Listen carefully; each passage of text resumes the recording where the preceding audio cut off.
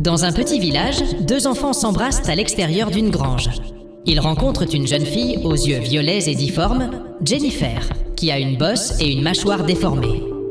Ils la brutalisent à cause de ses difformités. Alors qu'ils la torturent, elle disparaît soudainement et apparaît à un endroit appelé la tour de la Gul Arathusa, où elle est rencontrée par le jeune sorcier Istred. Il lui explique qu'elle a ouvert un portail pour venir ici et qu'elle a des pouvoirs magiques, mais elle ne le croit pas. Une fois Jennifer à la maison, une sorcière du nom de Tessaya arrive, prétendant vouloir acheter des cochons. En réalité, elle veut s'emparer de Jennifer. Le père de Jennifer, déjà dégoûté par elle, accepte de la vendre pour la moitié du prix d'un cochon. Sa mère proteste car elle sait que Tessaya est une sorcière. Mais le père s'en moque. Tessaya emmène Jennifer à Arathusa. Une fois là-bas, Jennifer a le cœur brisé parce que son père l'a vendue pour la moitié du prix d'un cochon. Elle tente donc de se suicider en se taillant le poignet. Elle dit à Tessaya qu'elle voulait contrôler au moins une chose dans sa vie en se suicidant. Mais Tessaya lui répond qu'elle ne prenait pas le contrôle, qu'elle le perdait. Jennifer assiste à son premier cours avec d'autres jeunes femmes qui ont également montré une affinité pour la magie. Tessaya leur apprend que pour pratiquer la sorcellerie, elles doivent puiser leur pouvoir dans quelque chose. Elle leur donne une fleur et leur demande d'en tirer de l'énergie pour faire flotter un rocher.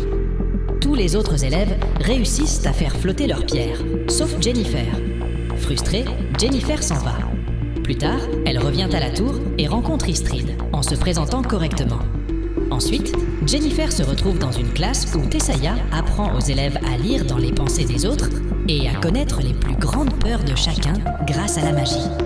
Une fois de plus, Jennifer a du mal à s'acquitter de sa tâche. Frustrée, Jennifer triche. Elle prétend avoir lu dans les pensées de sa partenaire et savoir quelle est sa peur. Mais Tessaya voit bien qu'elle ment. Tessaya dévoile la plus grande peur de Jennifer et lui dit qu'elle est vraie. Elle dit à Jennifer que personne ne l'aimera même si elle était belle. Jennifer exprime sa frustration et son désespoir à Istrid. Elle dit qu'elle veut juste être bonne dans quelque chose pour une fois dans sa vie. Istrid lui dit qu'il a lui aussi eu des difficultés lors de son apprentissage à Arathusa et que ce n'est pas grave. Il lui permet de lire ses pensées pour s'entraîner et, étonnamment, elle y parvient. La nuit suivante, Tessaya réveille toutes les jeunes filles et les emmène à la tour pour une nouvelle épreuve. Dans cette épreuve, elles doivent attraper l'éclair dans une bouteille. Plusieurs filles essaient et échouent. Jennifer s'avance, mais elle est frappée par la foudre et projetée en arrière. Son corps semble absorber la foudre.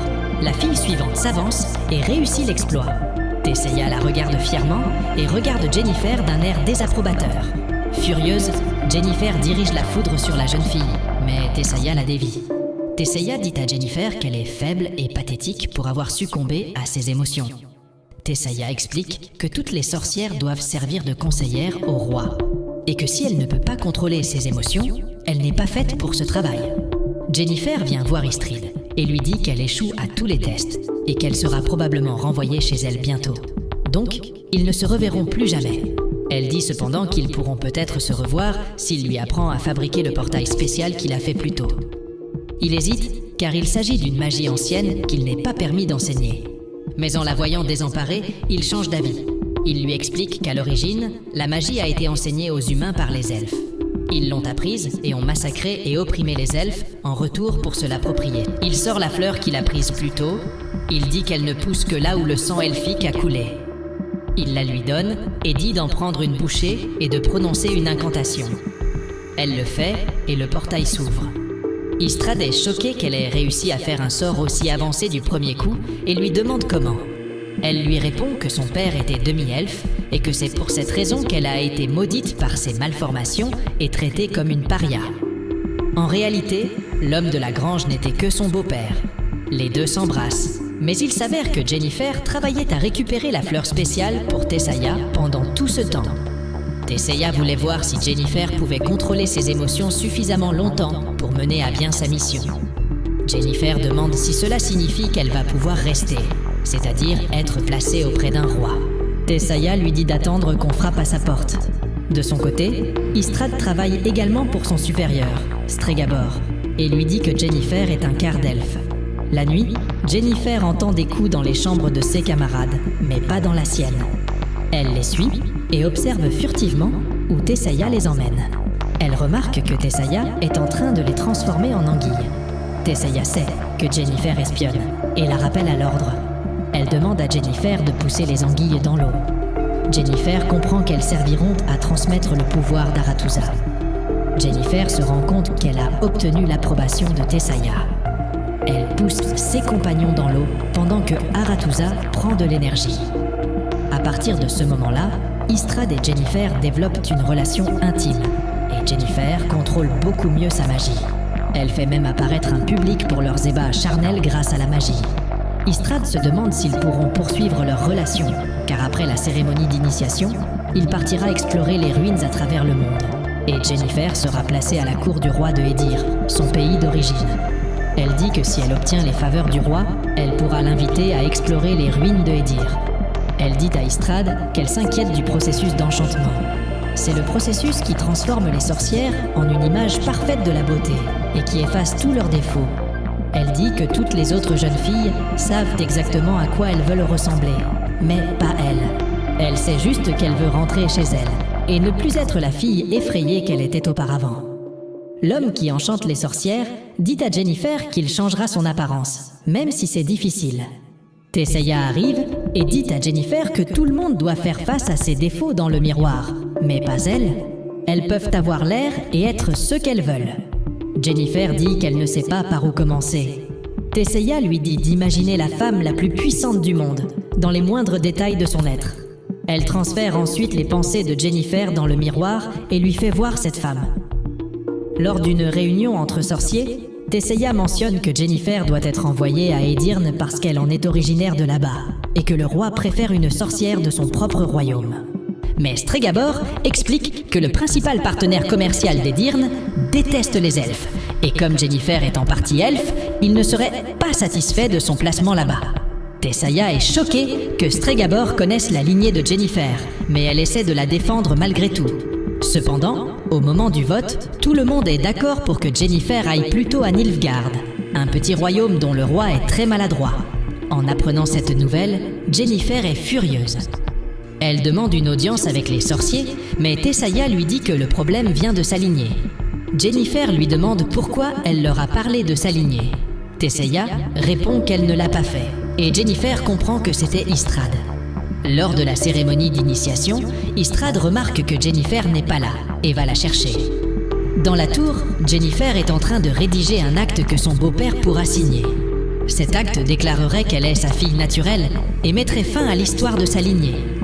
Istrad dit que cela ne marchera pas, notamment parce qu'elle a manqué la cérémonie d'initiation et que tout est fini maintenant. Elle lui reproche d'avoir révélé son secret. Il s'excuse et dit qu'il n'avait aucune idée de l'usage qui serait fait de ces informations. Lorsqu'elle l'accuse trop, il lui dit qu'il sait qu'elle l'a aussi espionné pour Tessaya. Il dit qu'il peut arranger les choses, que Jennifer peut venir avec lui et parcourir le monde à la découverte de ruines. Jennifer lui répond que c'est son rêve à lui et qu'elle n'a pas envie d'assister à sa réalisation en tenant des poubelles. Istrad est très contrarié, car il pensait que Jennifer voulait être avec lui. Elle lui révèle qu'elle ne le laisse pas accéder à toutes ses pensées. Il accuse Jennifer d'être un pion de Tessaya. Elle lui répond que son monde n'est pas aussi merveilleux et romantique que le sien.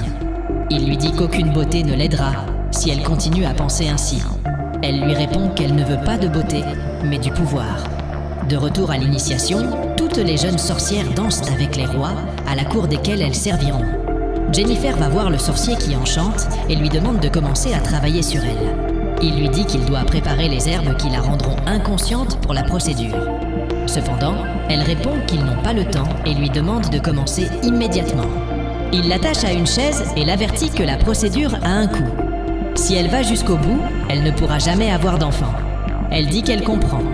Elle lui dit de garder les marques qu'elle a laissées sur ses poignets ainsi que ses yeux violets d'elfe. Il commence par lui retirer l'utérus et Jennifer hurle de douleur. L'utérus est utilisé pour fabriquer une encre spéciale pour le sort. Il utilise ensuite l'encre pour mettre en évidence les difformités de son corps. Les déformations commencent à se déplacer et la colonne vertébrale de Jennifer commence à se redresser. C'est incroyablement douloureux et elle se tord et crie de douleur. Elle brise ses chaînes et s'effondre sur le sol, agonisante. Finalement, le processus s'achève et elle s'évanouit d'épuisement. De retour à la cérémonie d'initiation, Tessaya et Istrad sentent quelque chose. Et à ce moment-là, les portes de la salle s'ouvrent. Une magnifique Jennifer entre dans la salle de bal.